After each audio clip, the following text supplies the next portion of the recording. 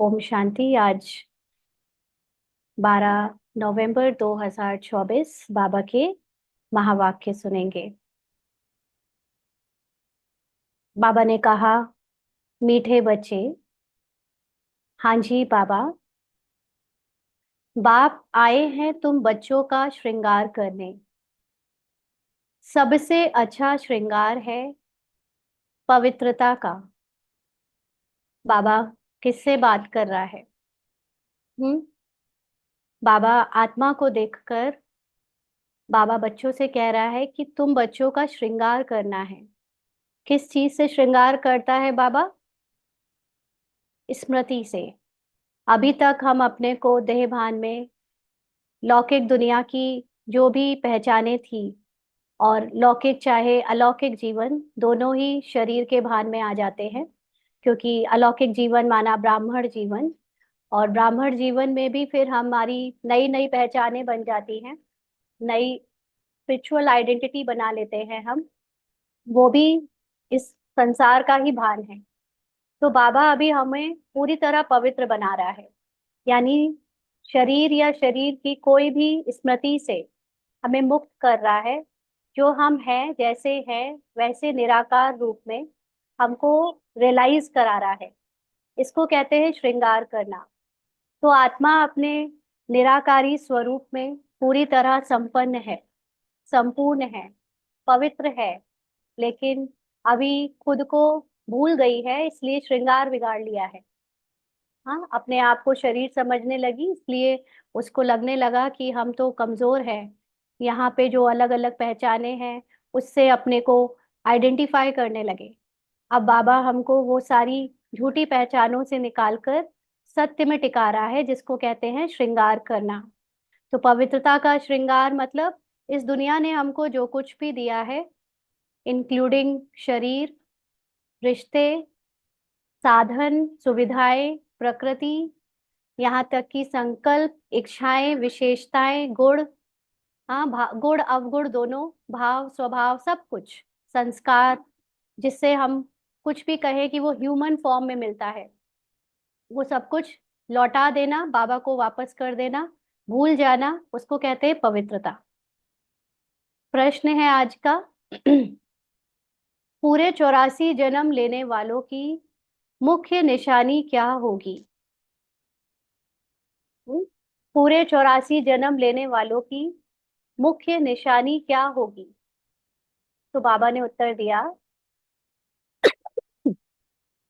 84 जन्म का मतलब क्या होता है?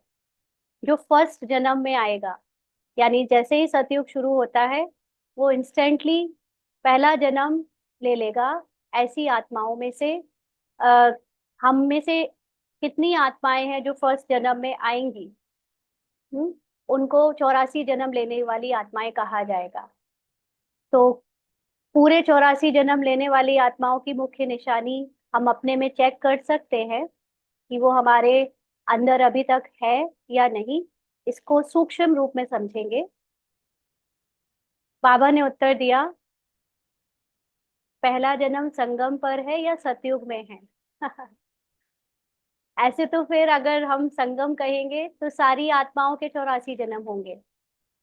हाँ, पूरे 33 करोड़ के फिर 84 जन्म होंगे अगर हमने संगम को फर्स्ट जन्म माना तो।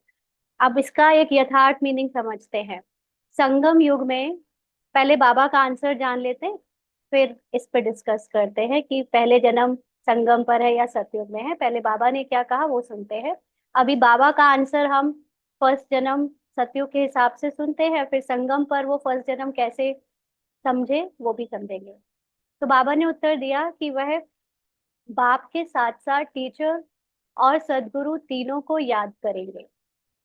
ऐसे नहीं बाप याद आए तो टीचर भूल जाए। जब तीनों को याद करे तभी कृष्णपुरी में जा सके, अर्थात आदि से पाठ बजा सके। तो हम लोग अगर इस दैनिक जीवन को, लौकिक जीवन को देखें, जो मनुष्य जीवन है, उसमें सभी मनुष्यों के जीवन में तीन रोल होते हैं मुख्य। मुख्य क्या मतलब? पूरा जीवन तीन रोल में बीतता है। पहले माँ बाप, मतलब जिसमें से बाप ले लेते हैं, बाप की पालना। फिर हम लोग देखते हैं कि टीचर, मतलब हमें जो भी स्किल्स शिक्षाएं मिली हैं वो टीचर से मिलती हैं। जो लोग स्कूल नहीं जाते हैं वो भी कोई ना कोई स्किल तो सीखते हैं ना। यहाँ तक कि जो घर में सफाई वाली आती है, बर्तन धोने वाली आती है, उन्होंने भी तो वो सारे काम सीखे हैं ना किसी को देखकर। तो जिसको देखा वो उनका टीचर बन जाता है। तो ये हो गया पहला, किसी से उन्होंने प्यार लिया, अपने लिए सेवा कराई, बड़े हुए, खाना पीना किसी को उनको बना के मिला, हम बच्चों को सबको किसी ने दिया, वो पेरेंट्स हो गए, बाप हो गए। फिर टीचर के रूप में हमें जो नई नई बातें सिखाई जाती है, कैसे चलो, कैसे बोलो, या क्या क्या स्किल्स हैं, वो सारी चीजें टीचर के रूप में होती हैं। और पूरे जीवन में हमें हर समय हर मोड़ पर कोई ना कोई राय की जरूरत होती है, डिसीजन मेकिंग की जरूरत होती है। जो डिसीजन मेकिंग में मदद करते हैं सदगुरु, मतलब यहाँ सदगुरु बाबा है क्योंकि वो भगवान है। और वैसे देखा जाए मनुष्य जीवन में कि कोई ना कोई गुरु चाहिए होता है जो हमें गाइड करता रहे कि हम क्या करें क्या नहीं करें, क्या सही क्या गलत। तो ये तीनों रोल पूरे जीवन में बीतते हैं। इसीलिए जो पूरा 84 जन्म लेने वाला होगा, माना उसने कंप्लीट सोल कॉन्शियस स्थिति से बाबा को तीनों रूप में अपने साथ कंबाइंड रखकर अपने हर एक स्टेप पर, चाहे वो बाप के रूप में, चाहे वो टीचर के रूप में, चाहे वो सदगुरु के रूप में, याद जरूर किया होगा। क्योंकि ब्राह्मण रोल में मेजॉरिटी बाबा को पिता के रूप में याद करते हैं, बाबा को बाबा मानकर। और टीचर के रूप में शिक्षा यानी पूरी नॉलेज बाबा से बहुत कम बच्चे लेते हैं। बाबा पहले भी बता चुका है कि नॉलेज नंबरवार उठाते हैं। और उससे भी ज्यादा इम्पोर्टेंट गाइडेंस, जो राय है, जो जीवन की एक एक पल की बात हम जो किसी से पूछते हैं, वो बाबा से बहुत कम बच्चे पूछते हैं। बहुत सारे बच्चे मनमत या परमत यानी मनुष्यों से ही मत लेकर, राय लेकर, मनुष्यों में भी कभी कोई दीदी या कोई बहन, कोई वरिष्ठ, जो सीनियर है ज्ञान में, उनसे भी पूछ कर करते हैं। लेकिन बाबा से डायरेक्टली पूछने वाले बहुत बहुत कम बच्चे हैं। तो ऐसे बच्चे जो तीनों रोल्स बाबा के साथ निराकार रूप में स्मृति में कंबाइंड होकर प्ले करते हैं, ऐसे बच्चे 84 जन्म में जाते हैं। और ऐसे बच्चे ही कृष्णपुरी की यानी फर्स्ट जन्म से आदि से पार्ट बजाते हैं। और दूसरा बाबा ने निशानी बताई कि उन्हें कभी भी माया के तूफान हरा नहीं सकते। यानी उनके भी पुरुषार्थी जीवन में माया आती बहुत है, अच्छे अच्छे रूप में बदल बदल के आती है, लेकिन वो माया के तूफान यानी माया कितना भी उनके सामने झूठा लेंस, झूठा सीन दिखाने की कोशिश करे, लेकिन वो किसी भी सीन से धोखा खाकर अपना रास्ता ना तो बदलते हैं और ना रुकते हैं। वो कंटिन्यू अपने आप को आगे बढ़ाते जाते हैं। जैसे एक मूवी में जो मुख्य एक्टर होता है, मेन एक्टर, मेन हीरो, उसको कोई कितना भी विलेन मारे पीटे, उसको कितने भी सारे विघ्न आए मूवी में, उसका लास्ट लास्ट में मरते मरते बिल्कुल वो पस्त हो जाता है, लेकिन आखिरी में वो उठता है और वार करता है विलेन पे और उसको खत्म करके वो एज अ हीरो उस मूवी में फेमस हो जाता है, यानी वो जीत जाता है। ऐसे ही यहाँ पर जो भी कितने भी माया लास्ट लास्ट तक आए, जैसे ब्रह्मा बाबा को आखिरी समय भी माया ने शारीरिक दर्द के रूप में, अ, तूफान के रूप में उनको प्रभावित करने की कोशिश करी कि वो भूल जाए कि वो आत्मा है और दर्द से डाइवर्ट हो जाए, लेकिन बाबा ने आखिरी दम पर भी माया को परास्त कर लिया और वो सफल हो गए, माना वो जीत गए। तो ऐसे ही 84 जन्म वाली आत्माएं, चाहे वो प्रजा पद पाएंगी, चाहे वो महाराजा पद पाएंगी, वो सभी लास्ट समय अपने आप को आत्मा समझकर ही शरीर छोड़ेंगी। माया के झूठे चंगुल में, झूठी स्मृति में या झूठे सीन में फंसेंगी नहीं। तो ये हो गया पूरे 84 जन्म, जब आदि यानी सतयुग से स्टार्टिंग कर रहे हैं। हाँ, अंतमति सोगति। और जो बहन ने पूछा कि संगम पर पहला जन्म है, इसको कैसे काउंट करें, तो जिसने संगम युग में जीवन मुक्ति का अनुभव किया है, उसी का जन्म, फर्स्ट जन्म संगम से काउंट होगा। क्योंकि संगम में जीवन मुक्ति, क्योंकि बाबा ने हमें प्रॉमिस किया है 21 जन्म की जीवन मुक्ति। और बहुत सारे बच्चे बाबा के पूरा ज्ञान ना उठा पाने के कारण, पूरी समझ ना होने के कारण, तीनों रिश्ते पूरी तरह ना निभा पाने के कारण संगम युग में जीवन मुक्ति अनुभव नहीं कर पाते हैं। बहुत सारे ऐसे बच्चे हैं। तो उनके लिए तो फर्स्ट जन्म फिर सतयुग में जब से उनका पार्ट शुरू होगा तब से काउंट होगा। तो संगम युग में फर्स्ट जन्म के का आधार है हमारी जीवन मुक्ति की अवस्था, वो कब से शुरू हो रही है।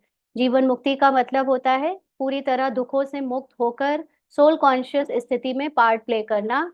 और जरूरी नहीं कि सारे ब्राह्मण उस स्थिति में संगम युग में पहुंच सके।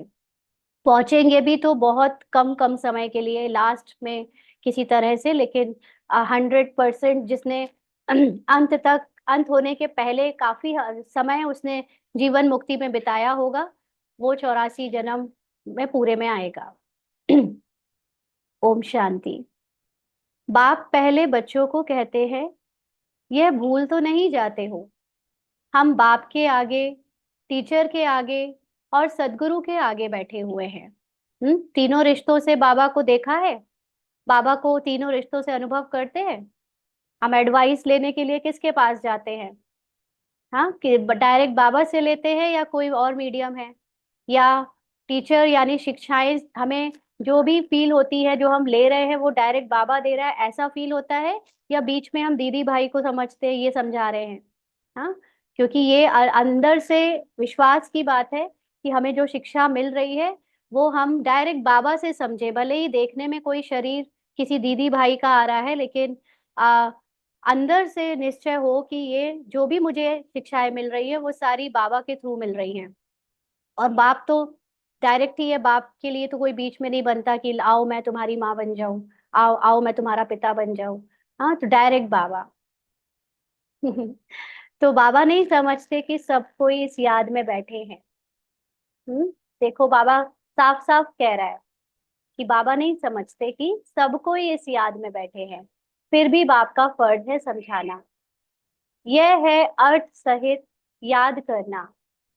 हमारा बाबा बेहद का बाप है, बेहद का बाप भी है, टीचर भी है, और बरोबर हमारा सदगुरु भी है, जो बच्चों को साथ में ले जाएगा। बेहद का बाप यानी आत्माओं का पिता, आत्माओं के रूप में फादर है, आत्माओं के रूप में टीचर है, और आत्माओं के रूप में सदगुरु है। बाप आए ही हैं बच्चों का श्रृंगार करने। अच्छा, यहाँ पर एक चीज और है कि जब हम बाबा से गाइडेंस लेते हैं तो वो गाइडेंस हमारे सारे फिजिकल बॉडी या फिजिकल रोल के होते हैं, या हम आत्मा की तरक्की के लिए बाबा को सदगुरु मानकर उनसे गाइडेंस लेते हैं? क्योंकि बाबा टीचर तो आत्मा का है ना। रोल में हम कौन सी दुकान खोले, कौन सा कौन सी सब्जी बनाए, कौन सा क्या करे, ये जरूरी नहीं है कि ये बाबा हमको इसमें कोई मदद करे। वैसे बाबा इसमें भी करता है, लेकिन मेन बात है कि हम आत्मा की स्मृति को जगाने के लिए बाबा से कितना गाइडेंस ले रहे हैं। हम्म तो जो बच्चों को साथ में ले जाएगा। बाप आई ही है बच्चों का श्रृंगार करने। क्योंकि अभी तक हम लोग फिजिकल रोल में अपने को फिजिकल आइडेंटिटी समझते थे, तो कोई भी बात में किसी ना किसी से कुछ गाइडेंस लेनी हो, कुछ सीखना हो, तो फिजिकल रोल्स के पास ही जाते थे, है ना। तो उससे क्या हुआ कि हमारी स्मृति में हर समय कोई ना कोई रोल की याद रहती है कि अभी किसी और पर्सन को याद कर रहे हैं, किसी और पर्सन को याद कर रहे हैं। लेकिन बाबा चाहता है, या बाबा हमें ये सिखाने आया है कि अब हम हर समय उनकी स्मृति में रहें। इसीलिए बाबा हर संबंध से कहता है मुझे याद करो, और हर रोल से मुझे याद करो। तो जिससे क्या होगा कि आत्मा, क्योंकि बाबा को याद करने का मतलब है पहले खुद को आत्मा समझना। तो हम जितना खुद को आत्मा समझेंगे और जितना हम बाबा के स्मृति में, बाबा की महिमा में टिकेंगे, तो वो महिमा मेरी महिमा बनती जाएगी। क्योंकि वो महिमा ऑलरेडी मेरी है, लेकिन मुझे अभी रोल में फील नहीं होती। तो बाबा हमको ऐसे जता रहा है कि मैं तुम्हारा श्रृंगार कर रहा हूँ। जबकि एक्चुअल में है क्या कि ऊपर से जो लेयर चढ़ी है वो उतर जाए तो ऑटोमेटिकली हम श्रृंगारित हैं। जैसे डायमंड को कोई सजाना नहीं पड़ता, डायमंड के ऊपर कोई लीपा पोती नहीं करनी पड़ती है। डायमंड डायमंड है। अब उसके ऊपर वो मिट्टी चढ़ी है, उसके ऊपर कुछ और लेयर्स चढ़ी है, बस वो हटा दो तो डायमंड का ग्लो, डायमंड की स्पार्कलिंग बाहर आ जाएगी। हाँ राइट। ना कोल माइन से निकालते हैं तो उसको तराशते हैं तो उसके ऊपर से जो चीजें चढ़ी हैं वो हटाते हैं। ऐसे ही हमारे ऊपर देह भान की स्मृतियां जो चढ़ी हैं वो हटती जाएंगी तो हम ऑलरेडी श्रृंगारित हैं। बाबा कहते हैं पवित्रता से श्रृंगार करते आते हैं।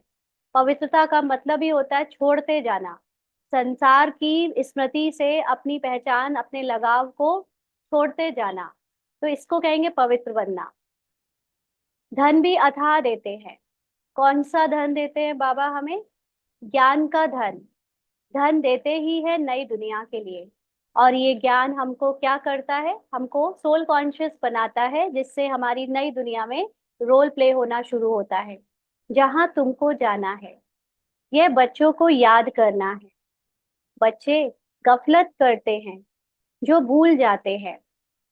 लेकिन बच्चे क्या करते हैं? गफलत का मतलब अपने को बार बार रोल से आइडेंटिफाई करना, शरीर की ही कहानी में डूबे रहना, शरीर के संबंधियों के बीच, शरीर के काम काज, शरीर की बीमारी, शरीर की स्मृति के बीच में ही बार बार अपने ध्यान को पूरी तरह लगा देना और बाबा को भूल जाना, अपने को आत्मा भूल जाना। इसको कहते हैं गफलत करना।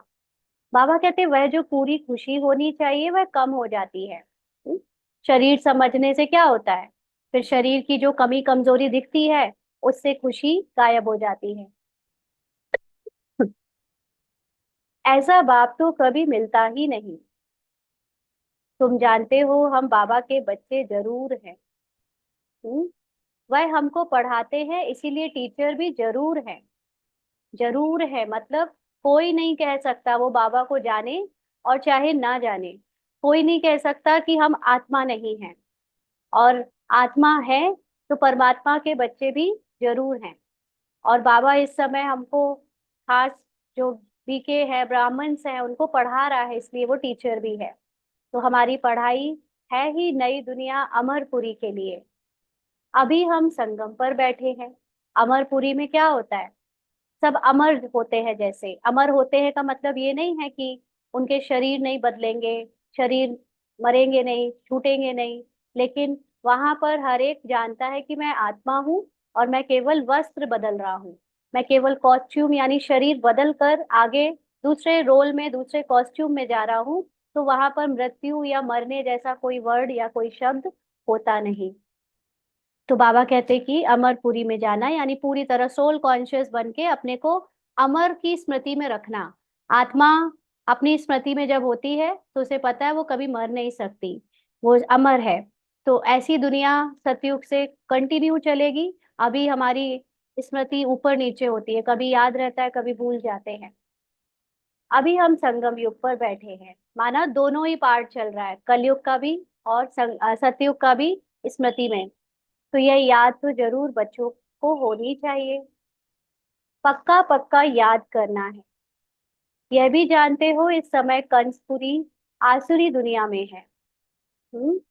समझो कोई को साक्षात्कार होता है, परंतु साक्षात्कार से कोई कृष्णपुरी उनकी डायनेस्टी में नहीं जा सकेंगे।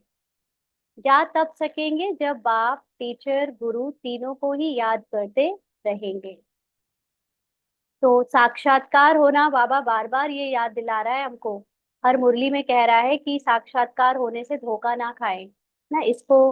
बाबा ने कोई ऐसे जो दूसरे लोगों को जिस तरह से साक्षात्कार कराते वैसे नहीं कराया कभी। और जो कराए भी हैं तो उसमें इसको ये रहता है कि हाँ ये केवल एक इंडिकेशन है कि इस तरह से तुम्हारा कुछ पार्ट होगा या इस तरह से तुम समझ सकते हो ज्ञान को। तो उसको यूज करके आगे बढ़ो, ज्ञान की दृष्टि को अपनी और खोलो। लेकिन कई सारे आत्माओं के अंदर होता है कि अगर उन्होंने कोई चीज को अपने स्मृति या अपनी बुद्धि के पटल पर जैसा देखा है, वो उसमें इतना फंस जाते हैं कि उनको लगता है वो चीज बिल्कुल हूबहू वैसी ही होगी, क्योंकि उन्होंने वो देखा है। तो उस वजह से उनको लगता है कि जो मैंने देख लिया मतलब मैं वहां पहुंच गया। ऐसा नहीं है, है ना? तो किसी चीज का साक्षात्कार तो ड्रामा अनुसार होता रहेगा उसका लेकिन वो चीज वैसे एग्जिस्ट करती है ऐसा बिल्कुल भी नहीं है। क्योंकि बहुत सारे लोगों ने कृष्ण का साक्षात्कार किया, या जिस देवी देवता या गुरु को वो बहुत याद करते हैं उनको साक्षात्कार किया, बट वो हूबहू वैसे ही होंगे इसकी कोई गारंटी नहीं है और कोई जरूरी नहीं है। तो इसलिए बाबा कहते हैं कि ये डायनेस्टी में जाने के लिए, यानी जो कृष्ण के साथ आपको अगर अपना रोल प्ले करते हुए देखना है, तो बाबा, टीचर और गुरु तीनों के रूप में हमें बाबा को पुरुषार्थी जीवन में याद करना होगा। यह भी जानते हो इस समय कंस पूरी आसुरी दुनिया में है, यानी जो कंस है वो कोई कृष्ण की दुनिया में नहीं है। ये इस समय है जब हमको अपने ही अंदर की बुराइयां, अपने अंदर की कमी, देहभान को, जो कि कंस का ही रूप है ना, जो रावण का ही रूप है, उसको अभी यहाँ पर ही परास्त करना है। वो श्री कृष्ण अभी हमको ही बनना है, वो श्री राम अभी हमको ही बनना है। जो श्री राम और श्री कृष्ण की कहानियां हम अभी टीवी सीरियल्स में देखते आए, या जिसने वो शास्त्र पढ़े हैं वो उसमें पढ़ते आए या सत्संग में सुनते आए, अब वो हमको करके दिखाना है। खुद श्री कृष्ण बन के अंदर के कंस को जीतना है, खुद श्री राम बनकर अंदर के रावण को जीतना है। तो बाबा कहते हैं ये आत्माओं से बात की जाती है ना, आत्मा बनेगी श्री कृष्ण और श्री राम, और अभी संगम पर ही बनना है। क्योंकि तभी तो स्वदर्शन दिखाया है श्री कृष्ण को, श्री राम को। वो तो पार्ट में जब बनेंगे तो कोई स्वदर्शन लेकर नहीं घूमेंगे ना मुरली लेकर घूमेंगे, है ना, दोनों ही चीजें वहां नहीं होती। मुरली भी अभी हम ले रहे हैं, मतलब ज्ञान ले रहे हैं, और सुदर्शन भी अभी हम चला रहे हैं। तो आत्मा को अभी ही श्री कृष्ण बनना पड़े। तो बाबा कहते हैं आज, इसीलिए कई लोग आजकल पूछते हैं ना कि श्री कृष्ण का जन्म हो गया है, तो जिनके अंदर कंस को मारने की शक्ति या सोल कॉन्शियसनेस इमर्ज हो गई है, उनके लिए श्री कृष्ण का जन्म हो गया है। क्योंकि वो खुद ही अपनी स्मृति से, उस आत्मा कॉन्शियसनेस की स्मृति से श्री कृष्ण का रोल अपने अंदर के कंस को मारने के लिए प्ले करने लगे हैं। क्योंकि मोस्ट इम्पॉर्टेंट जो ज्ञान है, वो ज्ञान को यथार्थ समझ के बाद ही आप कंस को मार सकते हो। नहीं तो अभी तक तो हम कंस से भाग रहे थे, अभी तक हम बुराइयों से, विकारों से भाग रहे थे कि वो आए ना हमारे अंदर, वो खत्म हो जाए। लेकिन अब पता चला है कि वो कंस को का सामना करना पड़ेगा। इन जो बातें हैं विकारों की, कमी कमजोरी की, स्मृति की, वो जो अंदर आ रही है, उनसे भागना नहीं है, उनसे पीछा नहीं छुड़ाना है, बल्कि उनका सामना करना है। माना कि हमको उन, वो हम नहीं है, वो मेरी नहीं है, इस चीज को अपनी जो कृष्ण वाली स्मृति है, अपनी सतयुग वाली स्मृति है, या जो निराकारी स्मृति है, उससे उसको खत्म करके उससे ध्यान हटाना है। इसको कहते हैं कंस और रावण को मारना। तो ये आत्माओं की बात है। आत्मा ही कहती है हाँ बाबा, बाबा आप तो सच कहते हो, आप बाप बाप भी हो, पढ़ाने वाले टीचर भी हो। सुप्रीम आत्मा पढ़ाती है, लौकिक पढ़ाई भी आत्मा ही शरीर के साथ पढ़ाती है। हाँ, अगर देखें तो लौकिक पढ़ाई में भी टीचर जो है वो उसके अंदर आत्मा शक्ति दे रहा है उस पार्ट को, इसलिए तो वो पढ़ाने का पार्ट प्ले कर रहा है। परंतु वह आत्मा भी पतित तो शरीर भी पतित है। दुनिया, अब ये बाबा ने क्यों कहा आत्मा भी पतित है, यहाँ तो हम सीख रहे हैं कि आत्मा तो एक जैसी है। एक्चुअली आत्मा की जो स्मृति है, जब उसको अपनी स्मृति नहीं होती, वो भूल जाती है अपनी शक्ति को, अपने गुणों को, अपने आप को, तो जो मन है वो अपने आप को आत्मा समझ कर जीता है। और फिर वो मन तो संसारिक मन के अकॉर्डिंग पतित मन है, उसको तो यही की विषय वासना, कमी कमजोरी सच लगती है, इसलिए वो धोखा में देता है कि मैं आत्मा पतित हूँ। असल में जो रियल गोल्ड आत्मा है वो कभी पतित नहीं बनती, लेकिन स्मृति भूल जाने के कारण मन आत्मा को आत्मा समझकर पतित पने के अकॉर्डिंग आइडेंटिफाई कर देता है। और शरीर तो फिर है ही पतित, विकारों से पैदा हुआ है। दुनिया के मनुष्यों को यह पता नहीं है कि हम नर्कवासी हैं। हम्म अपने आप को वो लोग नहीं समझते कि हम यहाँ कोई दुख में है और या नर्क में है, क्योंकि उनके जीवन में सुख है, धन का और जो भी है संबंधों का। तो उन्हें वो दुनिया की दुख अपने दुख नहीं लगते, इसलिए वो अपने को नर्क में नहीं समझते। अभी तुम समझते हो, हम तो अब चले अपने वतन। ये वतन शब्द भी कहाँ से आया होगा? हम्म। वतन का मतलब होता है घर। और भारत देश को वतन कहकर उसके ऊपर बहुत इमोशनल गाने बजते हैं, गाने सुने जाते हैं ना। तो ये वतन का मतलब एक्चुअली में है अपना घर, आत्माओं का घर। घर का मतलब जहाँ आत्मा को विश्राम मिले, जहाँ पर ये सारी जिम्मेदारियां, ये सारे शरीर के भान, कर्म कांड और ये दुनिया भर का जो शरीर से लेना देना था, संकल्प संस्कार, इनसे मुक्ति मिले। तो वो घर है हमारा परम धाम, शांति धाम। ये और एक्चुअली में आत्मा को वही याद आता होगा, है ना। और यहाँ पर हमको उसको साकार में दिखता है कि हमारा ये भारत देश वतन है। तो यह तुम्हारा वतन नहीं है। अब कोई देह भान वाला सोचे कि ये लोग अपने आप को भारतीय भी नहीं कहते, लेकिन वतन का मतलब जहाँ हमें विश्राम मिले। तो वो हम आत्माओं के लिए विश्राम का स्थान तो हमारी परम स्थिति ही है, हमारी पवित्र स्थिति ही है। ये शारीरिक दुनिया में कोई भी हमारा वतन नहीं हो सकता। यह है रावण का पराया वतन। तुम्हारे वतन में तो अथाह सुख है। आत्माओं की जो ओरिजिनल दुनिया है, वहां के अलावा सतयुग, जहां पर वो ओरिजिनल सोल कॉन्शियस स्टेट में रहकर पार्ट प्ले करते हैं, वो सतयुग भी आ, वतन में आएगा, क्योंकि वो वाला भारत असली भारत है। वहां पर अथाह सुख है, सोने की चिड़िया है। ये वाला भारत तो रावण का है। हाँ, इसको इसलिए भारत में ही हिंदुस्तान और दूसरा दूसरा नाम दे दिया गया। तो यहाँ के लोग ऐसे नहीं समझते हम पराये राज्य में हैं। आगे मुसलमानों के राज्य में बैठे थे, फिर क्रिश्चियन के राज्य में बैठे ना। 800 साल मुसलमान मुगल्स आए, और फिर क्रिश्चियंस ने, ब्रिटिशर्स ने 200 साल तक राज्य किया यहाँ पर। अभी तुम जानते हो, हम अपने राज्य में जाते हैं। अब हम कोई फ्री फ्री इंडिया की बात नहीं कर रहे, लेकिन हमारा वो राज्य जो सतयुगी राज्य है, सोल कॉन्शियस वाला राज्य है, उसमें जा रहे हैं। आगे रावण राज्य को हम अपना राज्य समझ बैठे थे। यह भूल गए हैं कि हम पहले राम राज्य में थे।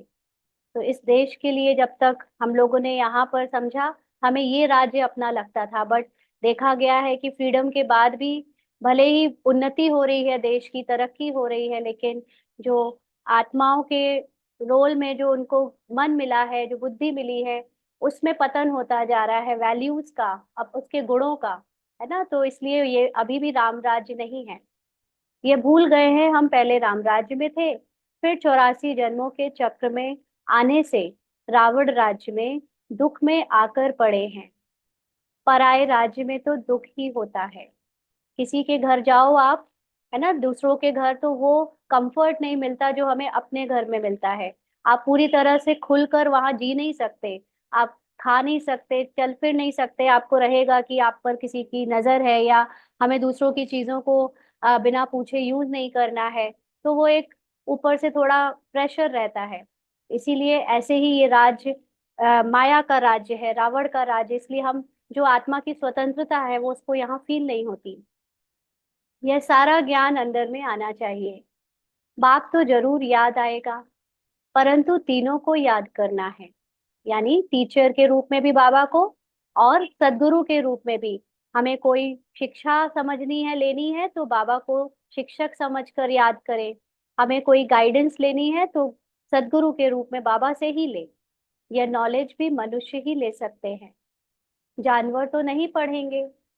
यानी मनुष्य की आत्मा पार्ट में है, तो वो मनुष्य के शरीर से ही नॉलेज लेगी। जानवरों की आत्मा जानवर के पार्ट से तो लेगी नहीं। वो वैसे भी कहीं नहीं पढ़ते ये सब चीजें। यह भी तुम बच्चे समझते हो, वहां कोई बैरिस्ट्री आदि की पढ़ाई होती नहीं। बाप यहाँ ही तुमको माला माल कर रहे हैं।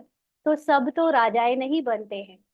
तो ये अकॉर्डिंग टू ज्ञान, जिसको जितना ज्ञान समझ आएगा, उसके अकॉर्डिंग सब माला माल होंगे नंबर वार। तो सभी इसीलिए पूरा ज्ञान नहीं उठा पाते, तो राजा भी सभी नहीं बनते। व्यापार भी चलता होगा, परंतु वहां तुमको अथाह धन रहता है।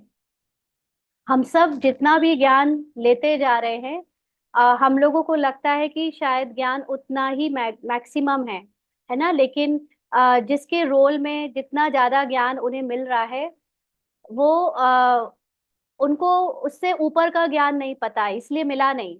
है ना। और हमको जिसको जिस लेवल में जितना ज्ञान मिला वो उतने में सेटिस्फाइड हो जाता है, इसीलिए उनका उतने में पद बन जाता है। और वो ये अकॉर्डिंग टू ड्रामा ही है कि उनके संकल्प आते भी नहीं कि इससे ज्यादा ज्ञान उठाएं, इससे ज्यादा ज्ञान समझें, या इससे ज्यादा कुछ होगा ये भी ऐसा फील करें।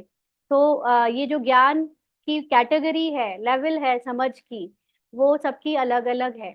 और अभी जैसे हमें बहुत कुछ जान लेने के बाद ऐसा लगेगा कि अब तो हमने सब कुछ जैसे जान लिया, लेकिन हो सकता है कि इससे ज्यादा भी ज्ञान और हो और किसी और को हो भी, है ना, वहां तक। लेकिन हम पहुंचेंगे या नहीं ये डिपेंड करता है कि हमारा पार्ट वहाँ ऐसा ऊंचे का है या नहीं। तो बाबा कहते हैं व्यापार भी चलता होगा परंतु वहां तुमको अथाह धन रहता है सतयुग में। घाटा आदि होने का कायदा ही नहीं, लूट मार आदि वहां होती नहीं। नाम ही है स्वर्ग। स्वर्ग का मतलब सुवर्ग। वर्ग का मतलब जो भी लोग कैटेगरी के हैं, जिस कैटेगरी के, वहां पर सब सुसंस्कारित हैं, सारे सोल कॉन्शियस हैं, तो इसलिए वहां पर सबके अंदर वर्ग में बहुत सु मतलब पॉजिटिविटी होती है ना, इसीलिए वो स्वर्ग कहलाता है। अभी तुमको अभी तुम बच्चों को स्मृति आई है, हम स्वर्ग में थे, फिर पुनर्जन्म लेते लेते नीचे उतरते हैं। बाप कहानी भी उन्हीं को ही बताते हैं। 84 जन्म नहीं लिए होंगे तो माया हरा देगी, है ना। जो अभी दिखने में दुनिया हमको बार बार रियल लग जाती है और हम भूल जाते हैं उतनी देर के लिए कि हम आत्मा है, ये अभी डिपेंड करता है नंबर वार, कि जिसके अंदर 84 जन्मों का पार्ट भरा होगा वो माया को जीत लेगा, जिसके अंदर 84 से कम जन्मों का पार्ट होगा वो माया से हार जाएगा। माना वो माया को रियल समझकर आत्मस्मृति से, निरंतर आत्मस्मृति से नीचे रहेगा, कम रहेगी उसके अंदर आत्मस्मृति। तो यह भी बाप समझाते रहते हैं, माया का कितना बड़ा तूफान है, बहुतों को माया हराने की कोशिश करती है। आगे चल तुम बहुत देखेंगे सुनेंगे, बाप के पास सबके चित्र होते तो तुमको वंडर दिखाते। यह फलाना इतना दिन आया, बाप का बना, फिर माया खा गई। हाँ, बाबा के बनने के बाद हम रोल कॉन्शियस में भी अगर फंस जाते हैं, यहाँ तक कि हम ब्राह्मण के रोल में भी अगर फंस गए, आपको एज अ ब्राह्मण कहीं का कोई इंचार्ज बनाया या कहीं का कोई पद दिया गया, कोई रिस्पॉन्सिबिलिटी दी गई, और अगर हमने उसको समझा कि यही आधार है मेरे पद का, कि मुझे यहाँ इस चीज का हेड बना दिया गया है, इस चीज के इंचार्ज बना दिया गया है, मतलब मेरा सतयुग में पद है ही बहुत अच्छा, ये अहंकार जैसे ही उसमें आएगा वो फेल, क्योंकि उसने इस जन्म के पद को देख लिया, इस जन्म के आइडेंटिटी को रियल मान लिया, और जबकि ये अपवित्रता है। इस जन्म की कोई भी चीज, कोई भी पहचान जिससे दूसरे लोग आपको देखते हैं, जानते हैं, समझते हैं, या मैं खुद को भी समझती और देखती हूँ, वो चीज को सत्य मान लेना फेल है। मतलब आपने माना और फेल। ऐसे कई बार होता है ना, कोई कोई वरिष्ठ भाई बहन जब आते हैं तो उनको बोला जाता है कि ये महाराजा पद के हैं, ये इनकी तो बहुत प्रजा बन गई, और वो बड़े अंदर से फूले नहीं समाते हैं, वो ऑलरेडी फेल है। हाँ, क्योंकि इस ये आधार नहीं है कि हमको यहाँ कोई चीज का इंचार्ज और हेड बनाया है तो हम वहां पर महाराजा महारानी बनने वाले हैं। इसीलिए बाबा कहता है कि इसको देखकर धोखा नहीं खाना, जो आंखों से देखते हो वो मत देखना, जो दिखता नहीं वो दिव्य बुद्धि से कोई जान नहीं सकता, कि अंदर से आत्म अभिमानी हो सकता है कि एक बहुत साधारण सी गांव की माता बैठी हो आगे, और वो आत्म अभिमानी हो पूरी तरह से, और उसका पद कहीं गुना ज्यादा हो।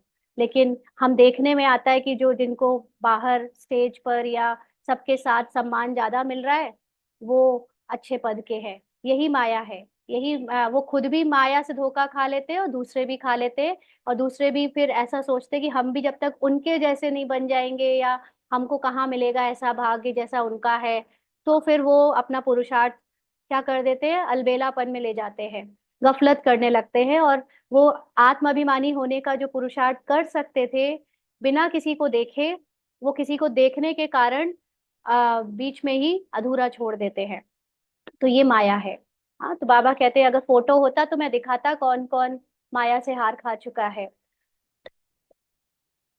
बाबा कहते मर गया, माया के साथ जा मिला, हाँ, यहाँ इस समय कोई शरीर छोड़ते हैं तो इसी दुनिया में आकर जन्म लेते हैं। इसी दुनिया में मतलब देह भान में ही आकर जन्म लेते हैं। अगर वो देह भान के साथ शरीर छोड़ते हैं तो तुम शरीर छोड़ेंगे तो बाबा के साथ बेहद घर में जाएंगे। हम आत्माओं की स्मृति से बाबा हमको फॉर ग्रांटेड ये मान रहा है कि तुम बच्चे छोड़ोगे ही आत्माभिमानी स्थिति में शरीर। इसीलिए तुम आत्माओं की दुनिया में जाओगे पहले। तुम इस कलयुगी रूपी दुनिया में दोबारा जन्म नहीं लोगे अगर आत्माभिमानी रहे तो। वहां बाबा मम्मा बच्चे सब है ना। परिवार ऐसा ही होता है। मूल वतन में बाप और भाई भाई हैं और कोई संबंध नहीं। यहाँ बाप और भाई बहन हैं, फिर वृद्धि को पाते हैं। चाचा मामा आदि बहुत संबंध हो जाते हैं। इस संगम पर तुम प्रजापिता ब्रह्मा के बनते हो तो भाई बहन हो। शिव बाबा को याद करते हो तो भाई भाई हो। यह सब बातें, शिव बाबा को याद करने का मतलब अपने को आत्मा समझते हो तो आत्मा आत्मा भाई भाई हो। यह सब बातें अच्छी रीति याद करनी है। बहुत बच्चे भूल जाते हैं। बाप तो समझाते रहते हैं। बाप का फर्ज है बच्चों को सिर पर उठाना। तब तो नमस्ते नमस्ते करते रहते हैं। हाँ, बाबा के अंदर कोई अहंकार नहीं है कि मैं इनसे बड़ा हूँ, इनसे ज्यादा ज्ञानवान हूँ, तो मैं क्यों नमस्ते करूँ, मैं क्यों झुकूं, मैं क्यों उनको इतना सर पर उठाऊं। लेकिन जो निराकारी स्थिति में होता है वो ना किसी को अपने से ऊंचा समझता है ना नीचा समझता है।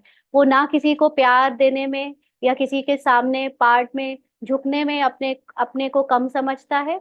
और कोई अपनी वैल्यू कम कर देता है। और ना कोई और उनके सामने झुक रहा है तो अपने आप को ऊंचा समझने लगता है। ऐसा नहीं है। निराकारी स्थिति में उसे सब एकदम अपने जैसे लगते हैं। और अगर रोल में उसको किसी के सामने झुकना भी पड़ जाए या रोल में कोई उसके सामने आकर झुक जाए तो उसके लिए कोई उसको अंदर से स्मृति में अंतर नहीं आता कि कोई मुझसे ऊंचा है या मैं नीचा हूँ या मैं ऊंचा हूँ और वो नीचा है। तो इसीलिए बाबा तो पूरी तरह निराकारी स्मृति में है। तो वो नमस्ते कहे चाहे ना कहे, बाबा के लिए उसमें कोई ना तो नम्रता ना अहंकार दोनों ही नहीं है। क्योंकि बाबा बाबा है ना, निराकार है। निराकार में ये सब इमोशंस की बात ही नहीं आती। लेकिन पार्ट में बाबा हमें दिखा रहा है कि देखो, जब मैं भी तुम्हारे सामने झुक सकता हूँ, तुम्हें पहले नमस्ते कर सकता हूँ, तुम्हें अपने से ऊंचा समझ सिर पर उठा सकता हूँ, तो तुम भी सीखो। तुम भी दूसरों के सामने आत्माभिमानी रहो। तो अगर तुम्हें कहीं किसी से झुकना पड़ जाए तो तुम्हारा अंदर ईगो हर्ट ना हो। और अगर कभी तुम्हें दूसरों को ऊपर उठाना पड़े तो भी तुम अपने को ईगो में मत लाओ, फॉल्स ईगो में कि मैं इनसे कम हूँ। है ना। तो इसलिए एकदम निराकारी स्थिति में ऑलवेज न्यूट्रल, अपने स्वमान में रहना। तो अर्थ भी समझाते हैं। भक्ति करने वाले साधु संत आदि तुमको कोई तुमको जीवन मुक्ति का रास्ता नहीं बताते। अच्छा, ऊपरी वाली बात में हम लोग इसका एग्जाम्पल दादियों में देख सकते हैं। दादियों के समय पर बाबा ने किसी को जैसे ही बाबा ने शरीर छोड़ा तो प्रकाशमणि दादी को हेड बनाया। और जबकि दूसरी दादियां भी थी, उनकी खुद की बेटी और बहू भी थे, लेकिन उनके अंदर वो निराकारी आत्माभिमानी स्थिति इतनी सॉलिड थी कि उनको कहीं किसी को भी ये फील नहीं आया होगा, आया कि उन कोई और को ऊंचा उठा दिया, उसको इंचार्ज बना दिया, उसको हेड बना दिया तो हम हमारी वैल्यू कम हो गई। या प्रकाशमणि दादी को वो अहंकार नहीं आया कि मैं हेड बन गई हूँ तो इन लोगों की वैल्यू कम है। और आपने देखा होगा उन लोगों के वीडियोस में कि वो आपस में कितना एक दूसरे से प्यार करके हाथों में हाथ डालकर एक दूसरे से सच्चे दिल की आत्माभिमानी स्थिति से संबंध में रहते थे। कोई कुछ पद पाले या पोजीशन पाले उनके लिए कोई मायने नहीं रखता था। और हम यहाँ पर अभी देखें तो उसमें जमीन और आसमान का अंतर है ना। तो इसलिए इसी से पता चलता है कि निराकारी स्थिति किसकी कितनी बनी होगी, कितनी उसकी अव्यक्त स्थिति बनी है और कितनी उसकी देह भान में है। क्योंकि हमने बीके जीवन की आइडेंटिटी को अव्यक्त स्थिति समझ लिया है, जो कि एक बहुत बड़ी माया की छाया है, धोखा है। तो बाबा कहते हैं, अर्थ भी समझाते हैं, भक्ति करने वाले साधु संत आदि कोई तुमको जीवन मुक्ति का रास्ता नहीं बताते। कोई साधु संत ये नहीं बता सकते कि तुम पत्नी भी बने रहो और दुख से छूटे रहो, पति भी बने रहो दुख से छूटे रहो, माँ बाप बस कुछ भी रोल प्ले करो लेकिन दुख से छूटे रहो, क्योंकि तुम उससे बाहर हो, उस रोल से बाहर हो, ऐसा ज्ञान ऐसी शिक्षाएं कोई नहीं दे सकता। घर गृहस्थी में रहते हुए तुम दुखों से छूट जाओ, ऐसा कोई शिक्षा नहीं देता। तो बाबा कहते हैं वह मुक्ति के लिए ही पुरुषार्थ करते रहते हैं। वो तो कहते हैं सब छोड़ दोगे तो ही छूट पाओगे, वरना नहीं छूट पाओगे। वह है ही निर्वर्ती मार्ग वाले, सब कुछ देह से छुड़ा देने वाले। वह राजयोग कैसे सिखलाएंगे, क्योंकि राजयोग में तो सब कुछ होते हुए भी हमको दुखों से मुक्ति पाने का ज्ञान दिया जाता है। राजयोग है ही प्रवृत्ति मार्ग का। प्रजापिता ब्रह्मा को चार भुजाएं देते हैं, तो प्रवृत्ति मार्ग हुआ ना। यहाँ बाप ने इनको एडॉप्ट किया तो नाम रखा है ब्रह्मा और सरस्वती। ड्रामा में नूंद देखो कैसी है। वानप्रस्थ अवस्था में ही मनुष्य गुरु करते हैं, 60 वर्ष के बाद। इसने इसमें भी, यानी ब्रह्मा बाबा में भी 60 वर्ष के बाद बाप ने प्रवेश किया, तो बाप टीचर गुरु बन गए। अभी तो कायदे भी बिगड़ गए हैं। अब क्या हो गया है, कायदे यानी नियम जो चल रहे हैं बाबा के जाने के बाद, वो भी बिगड़ गए हैं। छोटे बच्चे, अच्छा ये लौकिक की बात है, छोटे बच्चे को भी गुरु करा देते हैं। यह तो है ही निराकार। शिव बाबा की बात है, तुम्हारी आत्मा का यह बाप भी बनते, टीचर सदगुरु भी बनते। निराकार दुनिया को कहा जाता है आत्माओं की दुनिया। ऐसे तो नहीं कहेंगे, दुनिया ही नहीं है। हाँ, शांति धाम कहा जाता है ना। कई लोग पूछते हैं कि क्या परम धाम नहीं है। ऐसा नहीं है कि परम धाम नहीं है, परम धाम है, परम धाम, लेकिन आत्माओं की दुनिया को ही परम धाम कहा जाता है। परम धाम कोई सॉलिड स्थान नहीं है जिसको हम कहें कि यहाँ से बॉर्डर शुरू हो गया परम धाम का, अब इसके पार जाओगे तो परम धाम है, नहीं। जब हम अपनी सोल कॉन्शियस स्थिति में पूरी तरह ड्रामा से मुक्त होते हैं, कोई भी पहचान नहीं होती वहां, वाणी तक नहीं होती, आवाज तक नहीं होती, हाँ, चित्र नहीं होता शरीर का, उसको कैट पूरी तरह से एक कलेक्टिवली उसको, आत्माओं की दुनिया को परम धाम कहा जाता है। तो बाबा कहते हैं ऐसे तो नहीं कहेंगे दुनिया ही नहीं है, शांति धाम कहा जाता है, वहां आत्माएं रहती हैं। अगर कहें परमात्मा का नाम रूप देश काल नहीं, तो बच्चे फिर कहाँ से आएंगे। हाँ, इसीलिए जब मनुष्यों की दुनिया में गॉड की, भगवान की बात होती है, तो नाम भी चाहिए, रूप भी चाहिए, देश और काल भी चाहिए, क्योंकि निराकारी आत्मा को तो सब पता है कि वो कहाँ से कहाँ है कहाँ नहीं, लेकिन इस समय तो सब शरीर के भान में है। तो ये चीज अभी हम नहीं समझ सकते कि भगवान बिना नाम रूप देश काल के कैसे हो सकता है।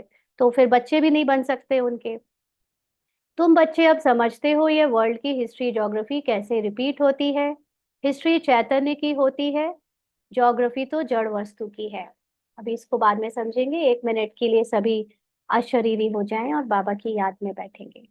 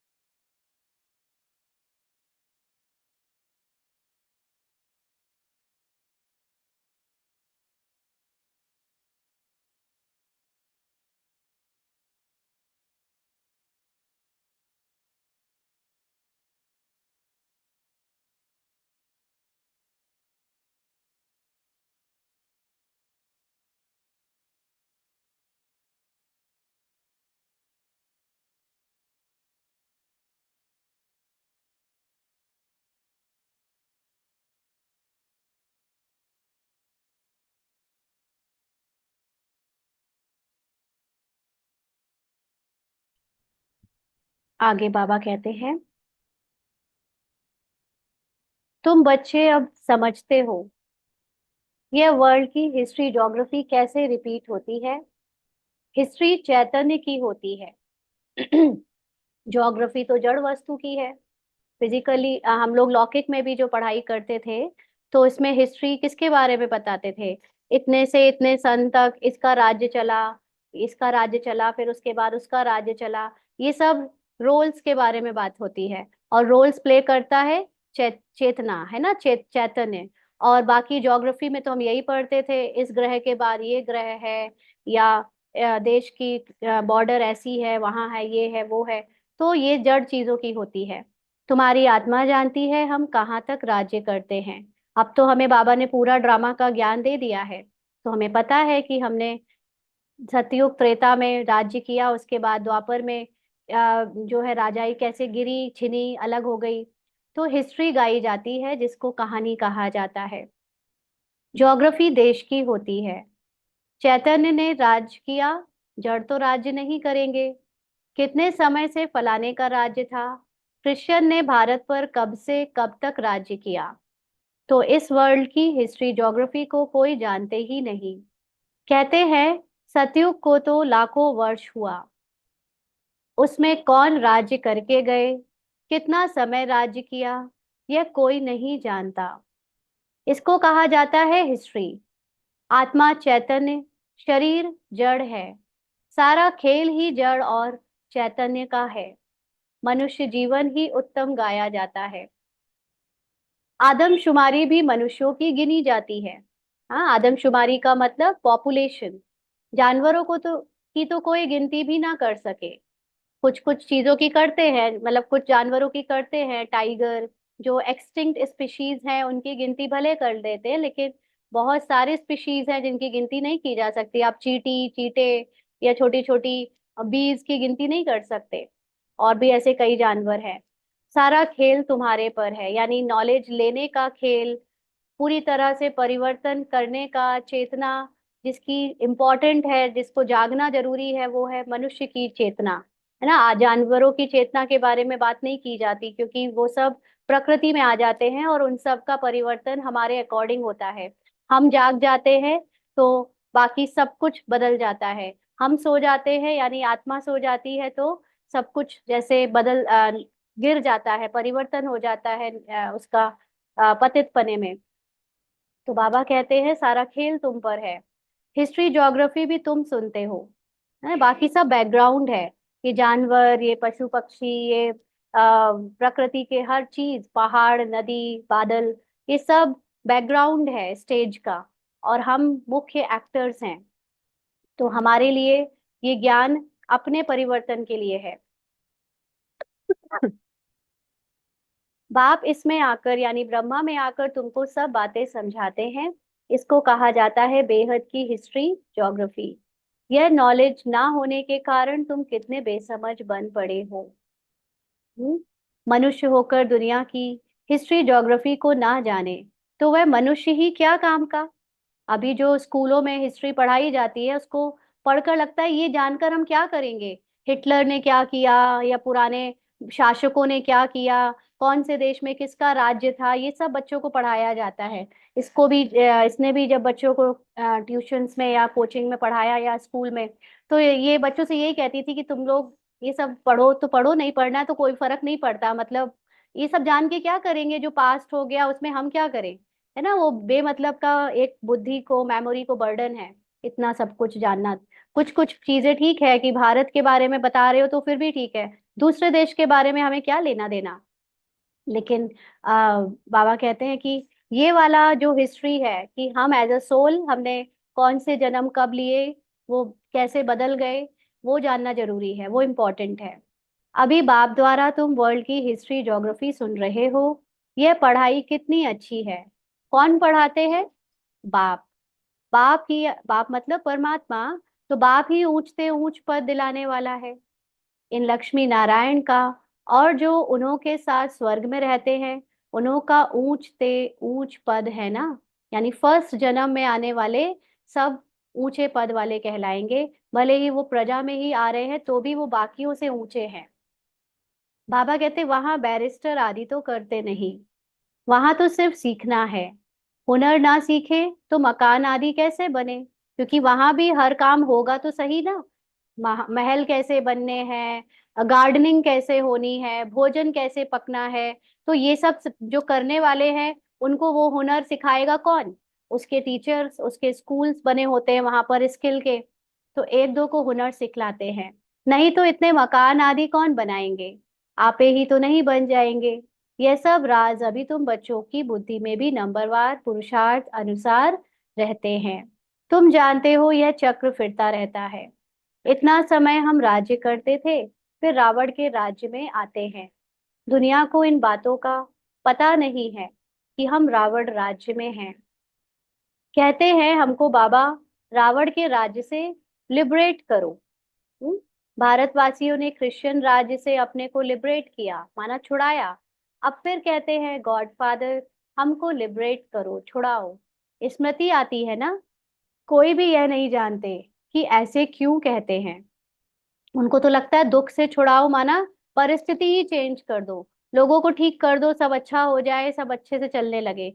लेकिन वो ये नहीं जानते कि परिस्थिति प्रॉब्लम नहीं है, प्रॉब्लम है हमारा देखने का नजरिया, हमारी स्मृति कि हम एक दूसरे से जानबूझकर बंधे हुए हैं, फंसे हुए हैं। जबकि जो बंधन हम जिसको बंधन समझते हैं वो सब मन के बंधन है। अगर हम अपने मन से स्मृति को चेंज कर दें और उसमें हम फंसे नहीं, तो फिर सामने वाले का बंधन भी रह नहीं सकता। लेकिन खुद ने डाल पकड़ रखी है और कह रहे हैं कि डाल छुड़ाओ, है ना। तो इसी तरह सब लिबरेशन मांगते हैं।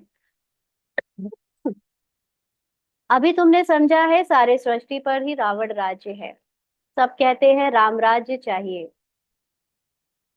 तो लिबरेट कौन करेगा? समझते हैं गॉड फादर लिबरेट कर गाइड बन ले जाएंगे। भारतवासियों को इतना अकल नहीं है। यह तो बिल्कुल तमो प्रधान है। हाँ, भारतवासी ही सबसे ज्यादा अभी रॉक बॉटम को छू चुके हैं। क्योंकि जैसे गेंद को दोबारा से बाउंस होने के लिए पहले जमीन तक छूलना पड़ता है, फिर बाउंस होती है।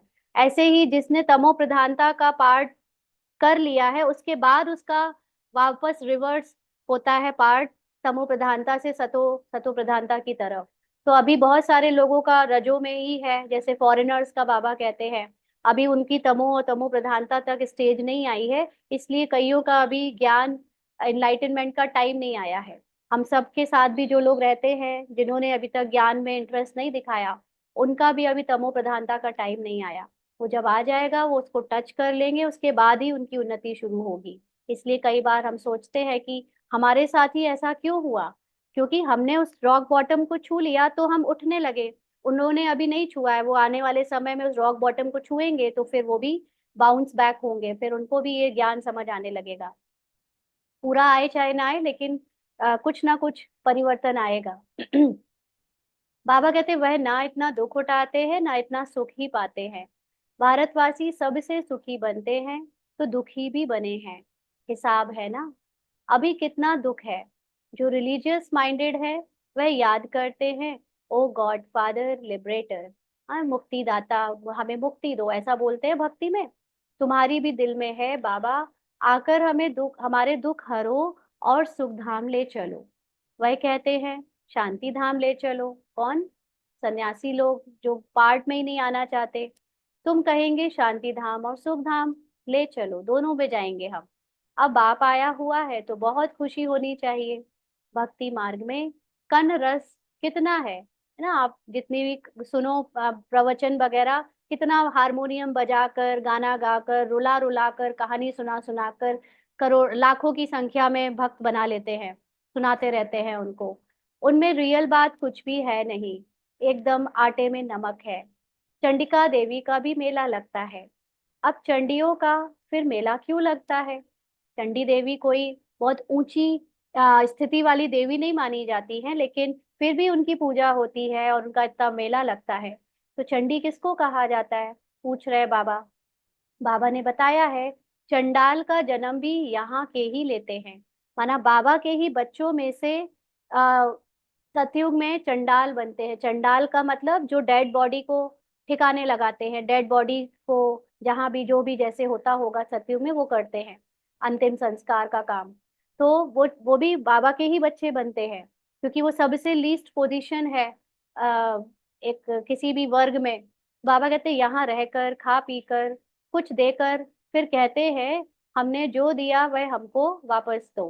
हाँ, कौन से बच्चे बनते हैं जो यहाँ पर आते पढ़ते बाबा से पालना लेते हैं, और जो खुद थोड़ा बहुत उन्होंने यज्ञ में दिया वो वापस मांगने मांग कर लौट जाते हैं।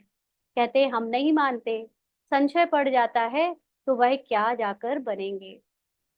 ऐसी चंडिका का भी मेला लगता है। फिर भी सतयुगी तो बनते हैं ना। सतयुग तो चले जाते हैं क्योंकि आत्मा परमात्मा ड्रामा का ज्ञान कुछ तो सुन ही लिया है। कुछ समय भी मददगार बने तो स्वर्ग में आ गए। वह भक्त लोग तो जानते नहीं, ज्ञान तो कोई के पास है नहीं। वह चित्रों वाली गीता है, कितना पैसा कमाते हैं। आजकल चित्रों पर तो सब आशिक होते हैं, उसको आर्ट समझते हैं, है ना। आजकल वो मॉडर्न आर्ट के रूप में कुछ कुछ इतनी महंगी महंगी पेंटिंग्स बिकती हैं। तो मनुष्यों को क्या पता देवताओं के चित्र कैसे होते हैं। तुम असल में कितने फर्स्ट क्लास थे, फिर क्या बन गए हो। वहां कोई अंधा काना आदि होता नहीं। कहाँ, सतयुग में देवताओं की नेचुरल शोभा होती है, वहां नेचुरल ब्यूटी होती है। तो बाप भी सब समझाकर फिर कहते हैं, बच्चे बाप को याद करो। बाप बाप भी है, टीचर सदगुरु भी है। तीनों रूप में याद करो तो तीनों वर्ड से मिलेंगे। पिछाड़ी वाले तीनों रूप में याद नहीं कर सकेंगे। माना जो एकदम लास्ट में आएगा, जब भर्ती बिल्कुल ऐसे होगी कि हमको भी मेडिटेशन सीखना है, हमको भी मेडिटेशन सीखना है, तो वो लोग बाबा के ज्ञान को इतना डिटेल में ले भी नहीं पाएंगे और पूरी तरह से आत्म अभिमानी का पुरुषार्थ भी कर नहीं पाएंगे। फिर मुक्ति में चले जाएंगे। बाबा ने समझाया है, सूक्ष्म वतन आदि में जो कुछ देखते हो यह तो सब है साक्षात्कार की बातें। माना सूक्ष्म वतन का कोई भी सीन जो दिखने में आता है, चाहे हमें योग के समय चाहे संदेशियों को भोग के समय, वो कुछ भी रियल में वैसा है नहीं।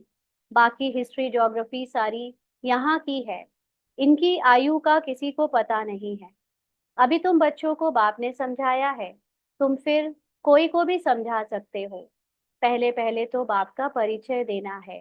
वह बेहद का बाप है, सुप्रीम। लौकिक बाप को परमात्मा व सुप्रीम आत्मा कभी नहीं कहा जाता। सुप्रीम तो एक ही है जिसको भगवान कहा जाता है। वह नॉलेज है तो तुमको नॉलेज सिखलाते हैं। यह ईश्वरी नॉलेज है, सोर्स ऑफ इनकम। कौन सी इनकम, दोनों इनकम।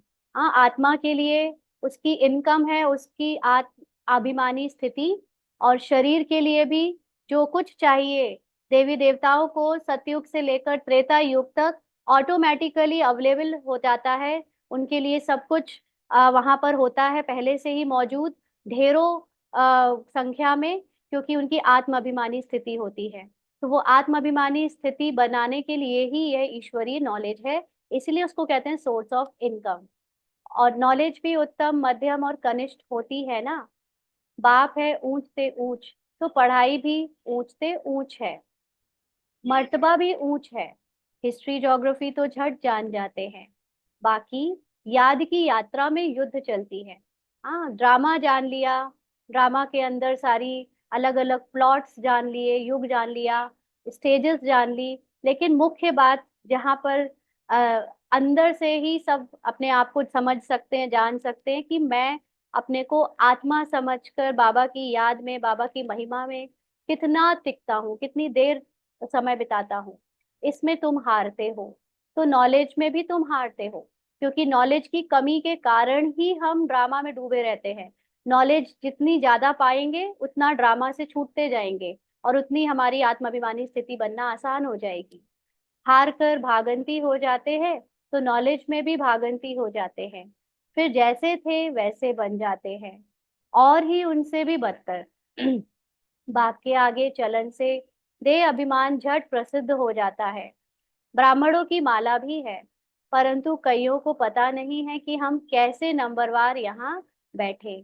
माना बाबा को पता है कि कौन सा ब्राह्मण अभी किस तरह का पुरुषार्थ कर रहा है, लेकिन जैसे क्लास में टीचर बैठाल सकता है होशियारों को आगे और कम होशियार को थोड़ा पीछे, लेकिन बाबा यहाँ पर ऐसे नंबरवार नहीं बैठाल सकते, क्योंकि फिर देह अभिमान है। बॉडी से तो सब शरीर से बड़े ही है, कोई पद पोजीशन वाले भी हैं, और उनको पता चल जाए कि आप एक बहुत गरीब जो बहुत अच्छा पुरुषार्थी है उससे पीछे चल रहे हो पुरुषार्थ में, तो उसका तो अहंकार, उसका ईगो हर्ट हो जाएगा, है ना। इसलिए वो देह अभिमान के कारण नंबरवार बैठा नहीं सकते। निश्चय वाले को जरूर अपार खुशी होगी। वो चाहे जहां रहे जहां बैठे, उसको यज्ञ में कहीं भी कुछ भी सौंप दी जाए काम या जिम्मेदारी, या नहीं भी सौंपी जाए, वो हमेशा खुश रहेगा। किसी को निश्चय है कि हम यह शरीर छोड़कर प्रिंस बनूंगा। बाबा पूछ रहे हैं किसको निश्चय है कि हम यह शरीर छोड़कर प्रिंस बनूंगा। तो सबने हाथ उठाया। बच्चों को इतनी खुशी रहती है, तुम सब में तो पूरे दैवी गुण होने चाहिए, जबकि निश्चय है। अब बाबा टांग खींच रहा है। अगर पूरा निश्चय है कि तुम प्रिंस बनोगे, तो फिर तुम्हारी चाल चलन पूरी दैवी गुण वाली होनी चाहिए। वो तो नहीं दिखती। तो निश्चय बुद्धि माना विजयी माला में पिरोवंती, माना शहजादा बनंती। एक दिन जरूर आएगा जो फॉरेनर्स सबसे जास्ती आबू में आएंगे और सब तीर्थ यात्रा आदि छोड़ देंगे। वह चाहते हैं भारत का राजयोग सीखें। कौन है जिसने पैराडाइज स्थापन किया? पुरुषार्थ किया जाता है। कल्प पहले यह हुआ होगा, तो जरूर म्यूजियम बन जाएगा, है ना। बाबा के समय पे वो म्यूजियम जो अभी बने हुए हैं माउंट आबू में या अलग अलग जगह, वो नहीं थे। उनका बनने की प्लानिंग थी।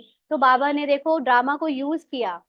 बाबा ने ये नहीं कहा कि बस पास्ट के लिए ड्रामा है। बाबा ने साफ साफ कहा है कि कल्प पहले हुआ होगा, तो फ्यूचर में भी म्यूजियम बन जाएगा। बाबा ने फ्यूचर को भी ड्रामा में ही छोड़ा हुआ है। और हम लोग से ये समझते आए कि बस जो बीता है वो ड्रामा है, आगे का हम बनाएंगे। तो हम कर्ता बन गए। हमको सेवा करनी है, हमको सेंटर खोलना है, हमको ये करना है, हमको वो करना है। तो हमने पूरी बुद्धि उसमें लगा दी आत्माभिमानी स्थिति से हटाकर।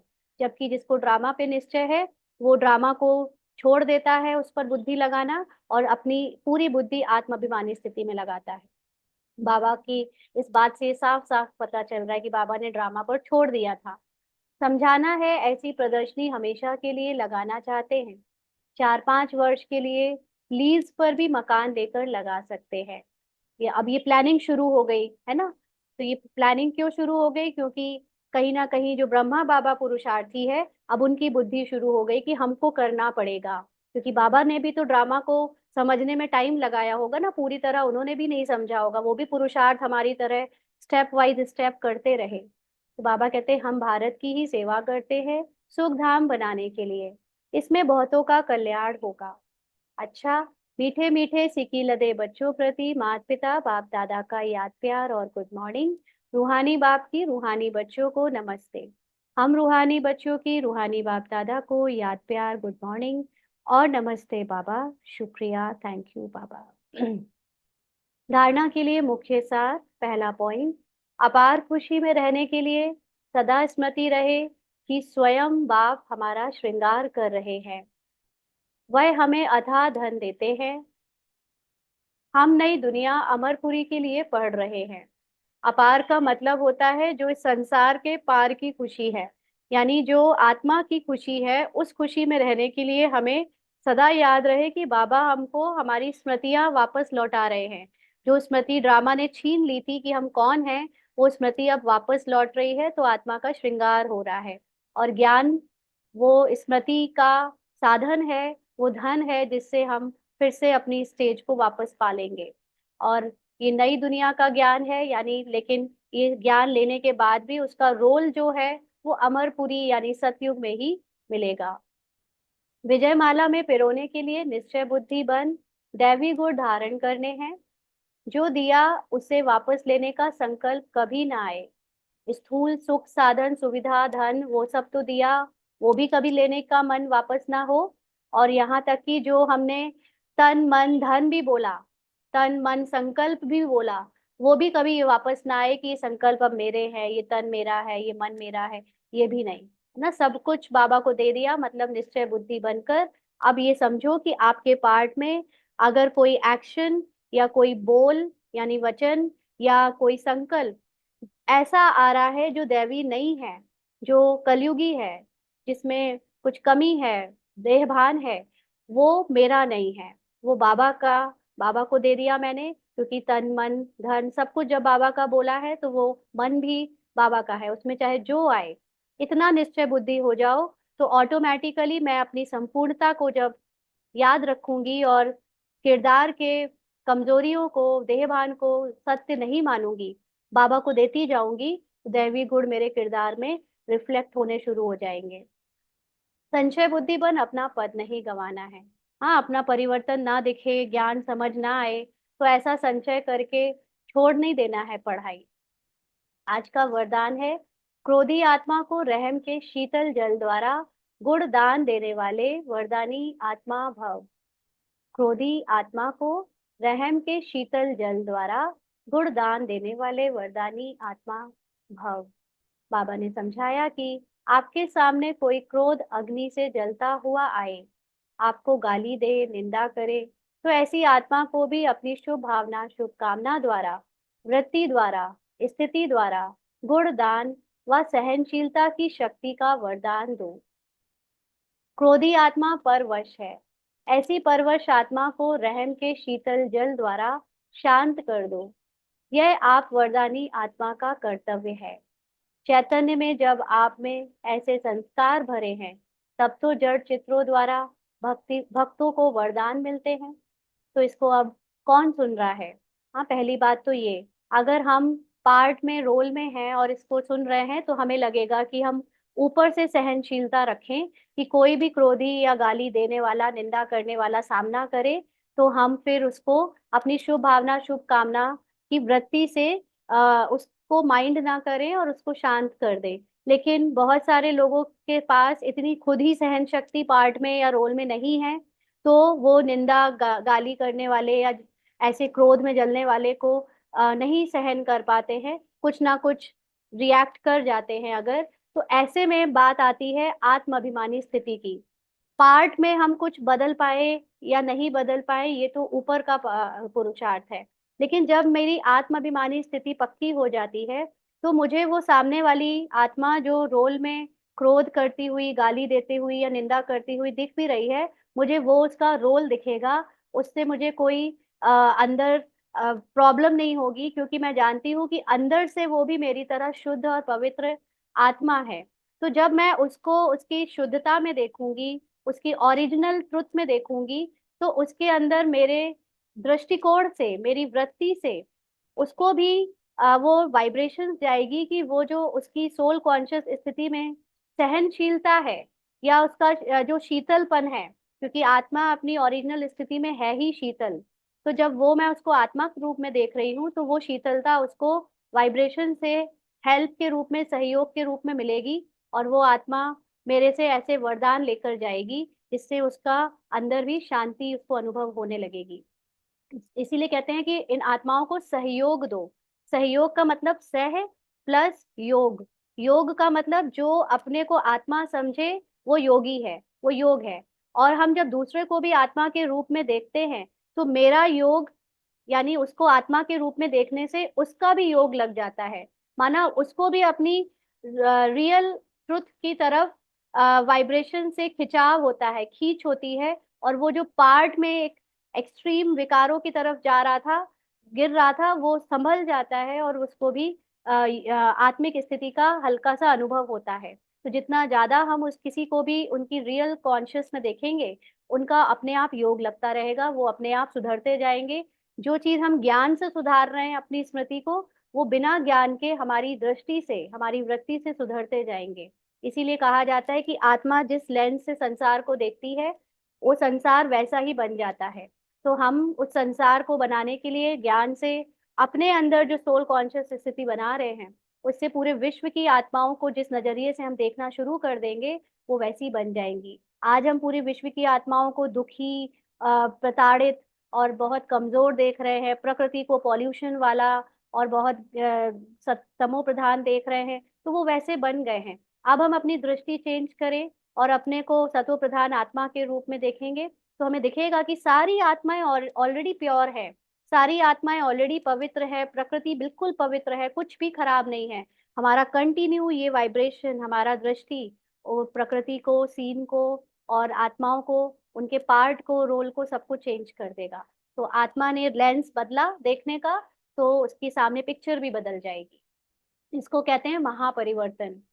तो ये ऐसे हमने अभी सेवा करी है इस ब्राह्मण रोल में, इसीलिए हमारे जड़ चित्रों में जब हम ऐसे करके खड़े हो जाएंगे तो वो अपने आप सभी लोगों को वैसा वरदान फील होता रहेगा। ये यादगार है हमारा भक्ति में। स्लोगन है, याद द्वारा सर्व शक्तियों का खजाना अनुभव करने वाले ही शक्ति संपन्न बनते हैं। किस चीज की याद? कि मैं संपूर्ण आत्मा हूँ। अपनी महिमा के साथ अपने आत्मा को याद रखना, सर्व शक्तियों का खजाना अनुभव करना है, जिससे ऑटोमेटिकली मेरे पार्ट में भी शक्ति संपन्न पार्ट बचता है। अच्छा, ओम शांति। आज के अव्यक्त इशारे हैं।